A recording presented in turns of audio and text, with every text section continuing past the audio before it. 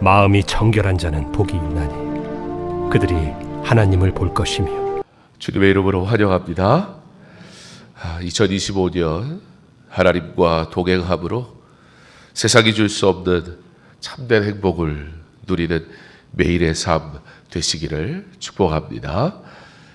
지난 주일에 우리는 거룩, 기독교적 삶의 방향과 가치관이라는 말씀을 통해 거룩함은 하나님의 공유적 속성으로 성도들이 가져야 할 성품이라는 말씀을 드렸습니다.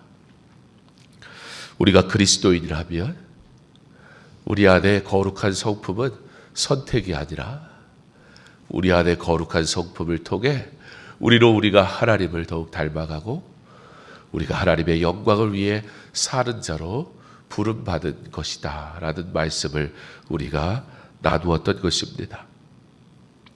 오늘은 계속해서 우리 하나님의 성품에 대해서 보면서 순결이라는 주제로 말씀을 나누려고 합니다. 순결. 사실 이 단어는 우리가 감히 생각하기도 어렵고, 순결. 이것은 누군가에게 요구한다는 것 자체도 굉장히 부담스러운 단어입니다. 순결. 순결은 깨끗하다, 정결하다라는 의미가 있지요. 깨끗하다는 것은 어떤 겁니까? 정결하다는 것은 어떤 것입니까? 우리가 최소한 상식적으로 이해하고 있는 깨끗하고 정결하다라는 것은 조금도 오염되거나 때묻지 않은 상태의 이론적으로 그렇게 알고 있습니다. 그러니까 우리가 알고 있는 이 순결이라는 단어는 나하고는 사실 다른 건 모르겠지만 내가 주를 닮아가고 그의 영광을 위해 살아가고 주의 뜻에 순종하기를 몸부림치고 다 좋은데, 그렇게 하기를 원하는데 순결한 자가 된다라고 말을 하는 것은 사실 이것은 언젠가 내가 죽어서 저 천국에 가면 그런 존재가 되겠지라고 생각할지언정 이 땅에 사는 동안 나하고 상관된 이야기라 별로 생각하지 않습니다. 어떤 사람이 감히, 어떤 인생이 감히 순결을 말할 수 있습니까? 아무리 내가 다른 사람을 참견하는 사람이고 꽤나 옳고 그름을 얘기하는 사람이라 할지라도 그렇다 하여 타인에게 순결해야지 불가능한 이야기, 그렇게 양심이 없지는 않다라고 아마 스스로 생각하기 때문에 우리는 이 순결이라는 것은 뭔가 특별한 존재, 누군가 나와는 확실히 다른 존재의 영역에 있는 그 어떤 분의 것, 그 정도로만 아마 우리는 생각할 것입니다. 그런데 이러한 부담 또는 결코 그렇게 될 수 없다라는 인정, 사실은 그 안에 숨겨져 있는, 그러므로 조금은 내 스스로에게 그래, 그런 존재는 될 수 없잖아 라고 말함을 통해서 얻는 안도, 편안함, 자유함, 그래 나하고는 상관이 없는 이야기야 라고 생각하는 내 나름의 신앙의 기준에서는 저 멀리 동떨어져 있는 어떤 이야기처럼 생각되는 이 단어. 그런데 오늘 성경은 우리에게 순결한 자가 되어야 된다라고 말하고 있습니다. 자, 그러므로 우리는 이 순결, 먼저 우리가 그렇게 이미 인정하고 있는 것처럼 순결이라는 성품은 우리가 만들어낼 수 있는 것이 아니다. 이 사실을 인정하는 것 아주 중요합니다. 그러다 동시에 이 순결을 그러므로 우리가 포기하거나 우리와 상관없는 것으로 만들 수 없는 이유는 이 순결, 세상에는 존재할 수 없는 어떠한 영역인 것처럼 여겨진 이 순결, 그러나 이 순결은 사실 누구에게로부터 오는 것인가? 근본적으로 거룩하신 하나님으로부터 비롯되는 성품이라는 사실을 우리는 반드시 생각해야 합니다. 예, 그렇습니다. 성품으로서의 순결, 즉 오늘 마태복음 5장 8절에 나오는 청결이라는 이 마음은 사람에게서 나올 수 있는 것이 아닙니다. 누구에게로부터 오는 것입니까? 바로 하나님, 거룩하신 하나님에게서 나오는 것입니다. 자, 그러므로 이 순결, 우리는 결코 그리스도인, 하나님의 거룩하심을 닮아가는 성도로 부름받은 우리는 결코 우리와 상관없는 것으로 어떤 그러한 특별한 영역으로 결코 분리시켜서는 안 되는 것입니다. 동시에 이 순결이라는 이 단어는 굉장히 중요한 단어입니다. 순결한 자로, 청결한 자로 살아간다는 것이 그리스도인으로, 신앙인으로서 결코 포기해서는 안 되는, 그리고 신앙의 삶에 있어 결코 우리가 놓아서는 안 되는 굉장히 중요한 단어. 이게 어쩌면 우리가 어떻게 순결할 수 있겠어? 라는 겸손해 보이나? 그러므로 우리와는 상관없는 영역으로 이미 딱 선 그어놓고 얼마나 마음 편합니까? 학교에 갔는데 100점이라는 게 있단 말입니다. 100점. 그거 나하고 상관 있습니까? 없습니까? 있는 분도 있을 수 있어요. 근데 여기 대부분은 100점, 그거 누가 받는 거예요? 그거 좀 이상한 애들이 받는 거 아니에요? 100점. 존재는 하죠. 선생님이나 100점 받는 거지, 낸 사람, 출제자. 선생님도 실수할지도 몰라요. 자기가 내놓고. 100점, 존재는 하는데 학교 다니는 애들이 그 100점이 당연히 나의 것이라고 100점까지 거 맞으면 되지. 그러면 누가 좋아할까요? 예, 그 얘기 듣고 좋아하고 칭찬하는 사람은 부모님밖에 없어요. 어이구 그래, 야 넌 할 수 있다. 우리 부모님은 막 사랑이 넘치니까. 그러다 옆에서 친구들이 들으면 얘가 교만을 하늘을 찌르는구나. 그러다 시험을 딱 보고 나서 100점 맞아요, 안 맞아요? 여러분 올백 맞아본 경험 있으세요? 아유, 예. 그거 나하고 상관이 없는 거예요. 존재하나 상관없는 어떤 영역, 순결이 그렇다는 거예요. 그런데 성경은 우리에게 그렇게 말씀하시지 않는다는 거예요. 그러고 보니 선생님은 단 한 번도 야 100점 꿈도 꾸지 마 이래 보신 적이 없더라고요. 정말 순결은 어떤 존재하는 것이지만 나하고는 상관없는 영역인가? 아니요, 성경은 순결하라 우리에게 말씀하십니다. 우리에게 순결에 대해서 강조하는 것은 어떤 의미입니까? 그만큼 인간은 어떤 존재다? 부패한 존재다라는 걸 반증하는 겁니다. 순결을 강조함을 통해서 무엇을 얘기해 주고 있는 것입니까? 그러므로 인생은 우리도 아는 것처럼, 우리가 이미 인정한 것처럼 우리는 순결한 존재가 아니에요. 아니, 순결한 존재가 아닌 정도가 아니라 우리는 죄 가운데 있는 죄악된 인생, 부패한 존재다. 순결은 우리의 부패성을 오히려 드러내줍니다. 순결을 무시하면, 순결을 강조하지 않으면 어떻게 우리가 순결할 수 있겠어라고 넘어가면 그 다음부터 어떻게 되는 거예요? 인생은 자유로워지는 거예요. 순결을 딱 들이미는 순간 내가 얼마나 더러운지가 보여지는데 그 순결을 딱 제끼고 나면 이 정도면 괜찮지 라고 여겨지기 시작한다고요. 인생이 우리가 하나님 앞에 예배드리는 이 순간 하나님 앞에 예배드리는 감격과 기쁨이 있지만 만약에 오늘 이 시간 주님이 내 앞에 딱 나타나신다면 그때부터 바빠지는 거예요. 옷 제대로 입었나? 내 마음을 다 들여다보는데 저는 여러분의 마음이 무슨 생각하는지 전혀 알 수가 없는데 하나님은 다 들여다보시는데 그 앞에서 이 정도면 괜찮지 이럴 수 있는 존재가 없어요.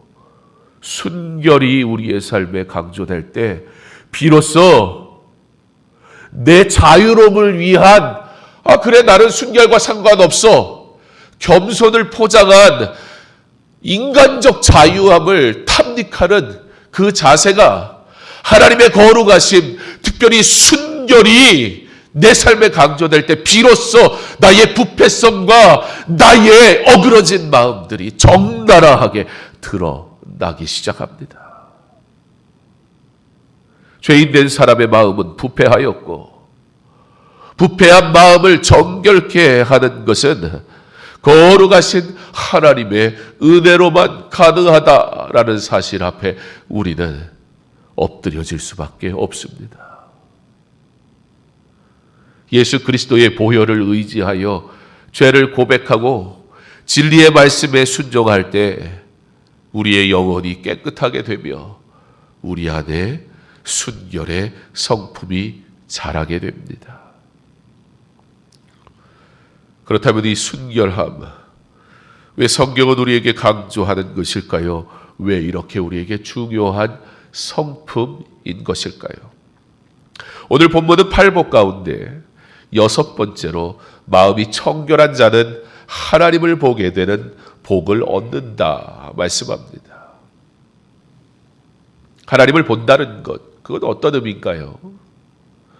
하나님을 본다는 것은 다른 관점에서 볼 때 하나님 나라를 경험하는 것을 의미합니다. 사랑하는 성도 여러분, 이 땅에서 하나님 나라를 경험하며 살아가는 주의 사람들 되시기를 간절히 부탁을 드립니다. 하나님 나라를 경험하는 자가 바라보는 것, 하나님 나라를 경험하는 자가 걸어가는 것, 하나님 나라를 경험하는 자가 꿈꾸는 일, 달라지기 시작합니다. 내 안에 이 죄악된 욕망들이 바라보던 그 시선이 나의 의지로는 하나님의 영광을 따라 살아갈 수 없었던 이 연약한 존재가 마음이 청결한 자, 순결한 자 되어 하나님의 성품, 결코 나로서는 소유할 수 없었던, 나로서는 만들어낼 수 없었던, 나로서는 꿈을 꿀 수도 없었던 그 하나님의 순결하심, 그 성품을 나의 것으로 삼을 때, 나의 것이 되어질 때 비로소 우리가 하나님의 나라를 볼 것이다. 성경은 우리에게 말씀합니다. 그리스도 안에서 정결케 된 자는 하나님 나라를 경험하는 복을 누리게 되는 것을 믿으시기 바랍니다. 이 신앙의 삶을 사십시오. 진짜 예수 믿는 진정한 은혜의 삶을 살아가십시오. 순결, 내가 얻어낼 수도, 내가 만들어낼 수도 없는, 그래서 내가 이미 포기해버린 그 성품, 그러나 하나님으로부터 나에게 주어진 그 성품을 결코 포기하지 마십시오. 그리고 그 하나님의 마음을 나의 안에 담아 비로소 내가 볼 수 없었던 하나님의 나라를 보며 살아가는 주의 성도 되기를 간절히 소망합니다. 하나님 나라의 관점에서 볼 때 마음이 청결하다는 것은 그 사람의 동기와 생각, 감정이 하나님 나라에 어울리는, 즉 깨끗하고 순결하다는 것을 의미합니다. 우리가 순결한 청결한 마음을 가져야 하는 이유는 우리가 주를 위해 행하는 모든 일들이 하나님 뜻에 맞아야 하기 때문이에요. 우리가 꿈꾸고 우리가 열심으로 일하는 그 모든 섬김이 하나님 나라와 어울려야 되기 때문이에요. 열심히 있으니까 하나님의 일이 아닙니다. 하나님 나라의 일과 어울려야지요. 그런데 성경은 하나님 나라의 일과 어울린 하나님의 사역을 하는 사람은 어떤 사람이냐? 마음이 청결한 자가 그 일을 한다라고 말씀하시는 거예요. 그러므로 진정 우리가 주의 일을 행하기 원한다면 주의 은혜의 부르심을 따라 그의 영광을 위해 감당할 사명이 내게 주어졌다면, 그래서 내가 주의 교회를 섬기고 있다면 우리가 간절히 소망해야 되는 것은 어떤 것입니까? 마음이 청결한 자가 되는 것입니다. 왜냐하면 그래야 우리의 동기가 나의 욕망으로부터 벗어나기 때문이에요. 우리의 생각이 나의 계획으로부터 하나님의 계획으로 바뀌는 놀라운 은혜가 시작될 수 있기 때문이에요. 나의 개인적인 감정, 즉 욕망이 아니라 하나님이 내게 주신 마음, 즉 사랑의 동기가 주의 일을 감당하게 하는 시작이기 때문이에요. 그러므로 주의 일을 하는 자 반드시 마음이 청결한 자여야 합니다. 구약시대에 부정한 이스라엘 백성들이 거룩하신 하나님께 나아가기 위해서는 반드시 정결한 상태여야 했습니다. 그런데 여러분, 부정한 이스라엘 백성들이 거룩하신 하나님 앞에, 그 제단 앞에 나아가려면 정결한 상태였다고요.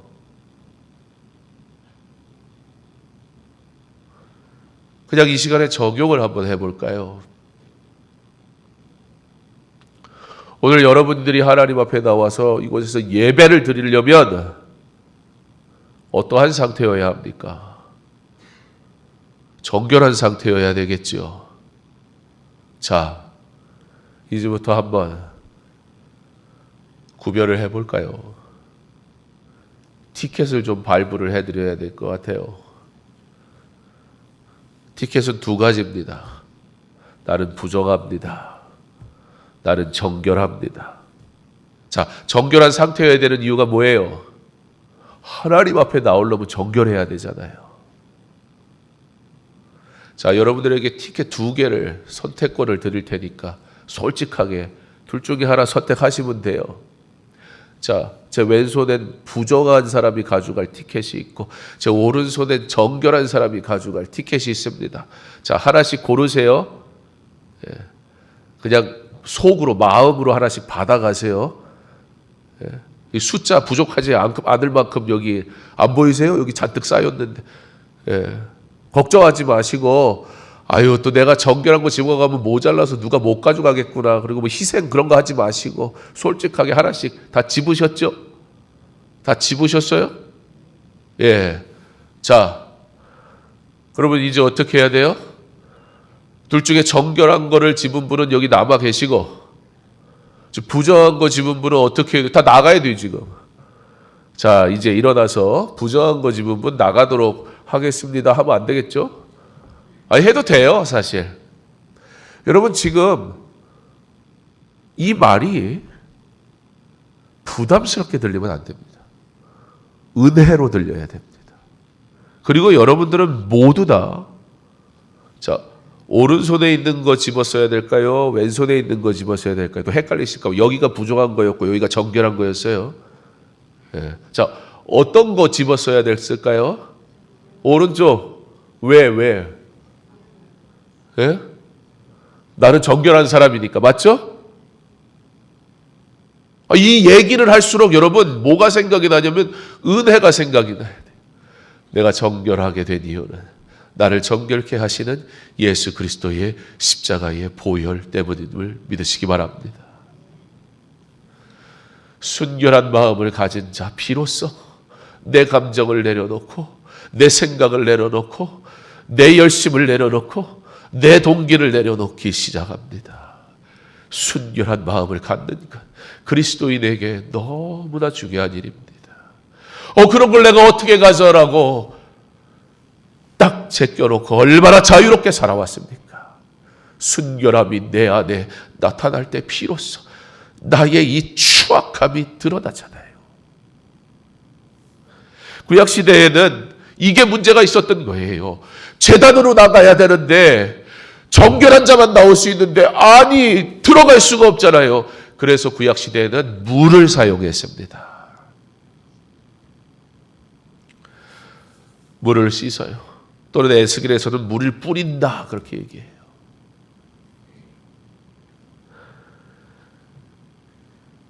물을 통해서 하나님이 나를 정결케 하십니다. 그렇게 믿은 거예요. 예수 그리스도의 보혈을 통해 이루어지는 내면의 정결에 대한 예표로서 물로 씻는 것은 외적인 정결을 뜻했습니다.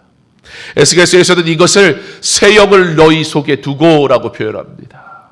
새 영을 우리에게 두어 그럴 수 없는 존재인 내가 새 영이 우리 가운데 임하심으로 나의 마음이 부드러운 마음으로 바뀌게 되고 우리가 하나님의 말씀에 순종할 수 있는 하나님의 백성으로 빚어져 가게 하셨다. 새 영은 신약 성경에서 우리 가운데 성령이 오시는 것으로 성취됩니다. 우리가 하나님의 말씀을 따라 행하며 하나님을 사랑할 수 있게 되는 이유는 하나님의 영인 성령이 우리 가운데 거하시기 때문입니다. 그렇다면 순결한 마음, 즉 하나님의 영인 성령이 거하시지 않는 상태의 사람은 어떠하다는 말입니까? 왜 순결한 마음, 청결한 마음을 가져야 하느냐?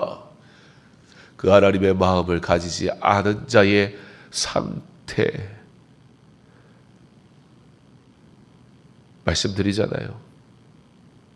하나님 없으면 어느 중간 단계에 있는 게 아니라니까요. 죽었던 우리를 살리신 거예요.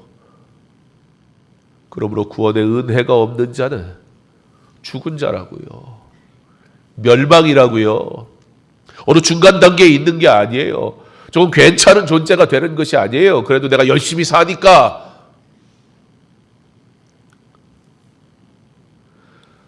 청결한 마음, 순결한 마음, 성령께서 거하시지 않는 이 마음은 돌같이 굳은 마음, 그 마음은 세상을 따라 살아가게 되어 있습니다. 이런 마음을 가지고 살아가는 자가 보게 되는 세상은 허탄한 것뿐이에요. 이스라엘 백성들이 그 마음이 돌같이 굳었을 때 그들은 하나님보다 우상을 더 숭배했고 온갖 더러운 것으로 스스로를 더럽혔고 하나님보다 눈에 보이는 세상을 더 사랑했습니다. 하나님께서는 그런 이스라엘 백성을 그럼에도 불구하고 사랑하사 성령을 보내셔서 그들의 마음을 부드럽고 청결하게 하시고 이제는 하나님을 사랑하고 하나님만 바라보는 존재로 바꾸어 주셨습니다. 히브리서 11장 27절에는 하나님을 사랑하게 되면 이 땅에서 눈에 보이지 않는 하나님을 마치 보는 것처럼 섬기게 되고 하나님으로 만족하게 되며 하나님의 백성으로 살아갈 수 있게 된다 말씀합니다. 나의 마음이 정결하게 하옵소서. 순결한 마음을 가지기를 갈망하는 저와 여러분 될 수 있기를 간절히 소망합니다. 그렇지 않은 나의 마음은 돌과 같아. 하나님이 내게 은혜 베푸셔도 여전히 부족하다 할 것이고 하나님이 나를 자녀 삼으셨다 말씀하시지만 오히려 그것을 답답하고 불편해 할 것이며 하나님이 나를 사랑하신다 말씀하시지만 그 사랑은 어디까지나 나의 욕망이 원하는 만큼만 필요한 것이지 나의 욕망과 부딪히는 사랑이라면 그런 사랑 필요 없다 말하게 될 어리석은 인생입니다. 그러므로 마음이 청결한 자는 복이 있나니 그들이 하나님을 볼 것이며 란 말씀의 뜻을 조금이라도 아는 사람은 경외하는 마음과 자기가 완전히 부적격하다는 고백을 가지고서만 오늘 이 말씀에 접근할 수 있습니다. 마음이 청결한 자라는 말씀을 통해 우리로 불결한 마음을 갖고 있는 자였음을 인식하게 하십니다. 마음이 청결한 자란 죄를 회개하고 구원받은 성도가 이제 오직 한 분 하나님을 섬김으로 불결함으로부터 깨끗게 된 자 되었음을 보여주는 상태입니다. 이전에는 죄를 사랑하고 세상을 따라갔던 인생이 예수님을 만남으로 구원에 이르고 그 마음에 하나님을 사모하는 것입니다. 그러므로 죄를 사랑했던 내가 불가능한 일이 일어난 거예요. 죄를 미워하게 되고 하나님의 마음을 담기를 소망하게 되는 것입니다. 마치 다윗이 밧세바를 범한 일에 대해 나단의 말을 들을 때 죄를 깨닫고 내게 지혜를 은밀히 가르치시리이다. 하나님이여 내 속에 정한 마음을 창조하시고 내 안에 정직한 영을 새롭게 하소서. 회개함과 같이 온전한 그리스도의 회복을 간구하게 되는 것입니다. 한 분 하나님만 섬기게 되니 그 영혼의 눈이 열리어 하나님을 더욱 알게 되는 것입니다. 하나님의 아들 예수 그리스도를 보았고 그의 말씀을 들었으나 하나님의 마음, 하나님의 뜻이 아닌 자신들의 뜻을 이루어질 메시아를 기다리기만 했던 무리들과 같지 않기를 간절히 원합니다. 우리의 신앙이 교리의 이해와 지성의 문제일 뿐 아니라 마음의 상태까지 곧 어떤 신조나 신앙에 대해 지적인 동의에서만 끝나지 않기를 바랍니다. 하나님에 대해 아는 지식은 많아졌는데 하나님의 은혜를 누리는 지혜는 상실해버린 교만한 바리새인과 같지 않기 바랍니다. 우리는 환경의 문제를 탓하며 외적인 것들을 변화시키려고 수없이 노력합니다. 그러나 놀라운 사실은 인류가 타락한 곳은